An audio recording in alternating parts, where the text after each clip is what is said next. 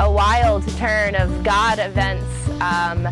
I was in touch with Father Neil Halverson Taylor here in Charlottesville, and I had kind of known him through some connections at UVA, and he was like, hey, we have this big piece of land, and the church isn't really utilizing it in the best way that I think they could. Are you interested? And he was describing where the Charis Community is right now. I mean, I think at its very basic roots, like there's this huge piece of land, or relatively huge, 8 acres, that's not being used, wasn't being used to like further the mission of the church. Think about what it would have taken to resurrect this church, if it had gone through a traditional way. We would have had to like form a committee, gotten a bunch of money, like hired a church planter. Whereas with young adults, it's like, oh, you're gonna give me housing for like $200 a month? I will live there and do my garden and do my thing and have all my friends over and talk about God, because that's like my favorite thing to do. And so it's like this beautiful, really like holy intersection of like needs being like needs of a space and like this openness of space and like my desire and my community members' desire to do something with it.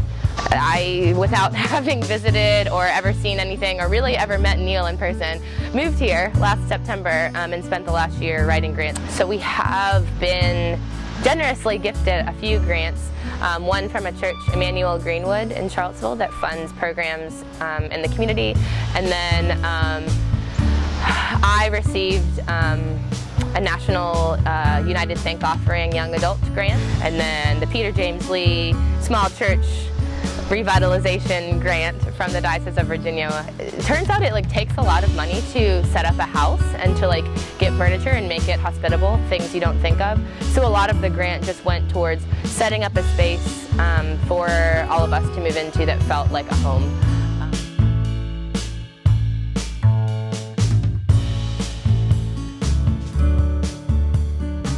I spent a year praying for people I didn't know yet. Like I kind of always felt like they were standing somewhere off here in my peripheral vision, and then in the last few months they've all kind of like materialized out of the mist. I've really felt provided for. I kind of felt the fruits of the harvest of waiting and praying for a year, and then here these people are who are just incredible. The craziest thing is people are really excited about what we're doing. When I tell people I live in a Christian intentional community a little bit south of town, my thought is that people would be like, oh, okay, like, bye. But people are so excited, like across all different ages.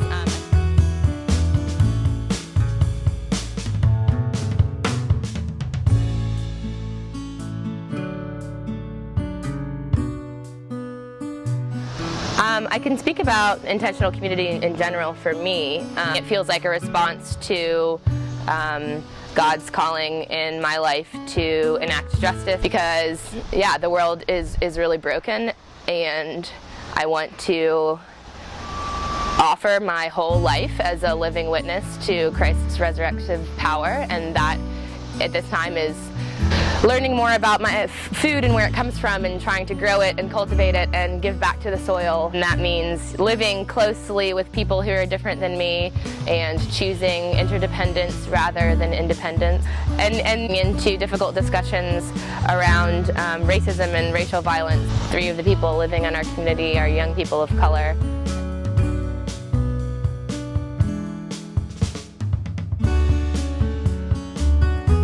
We're hoping to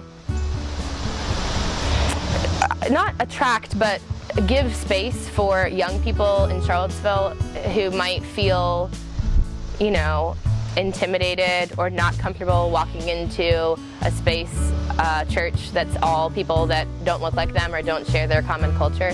So we're hoping to give space for people to access a church and access the Christian tradition in a kind of more comfortable place.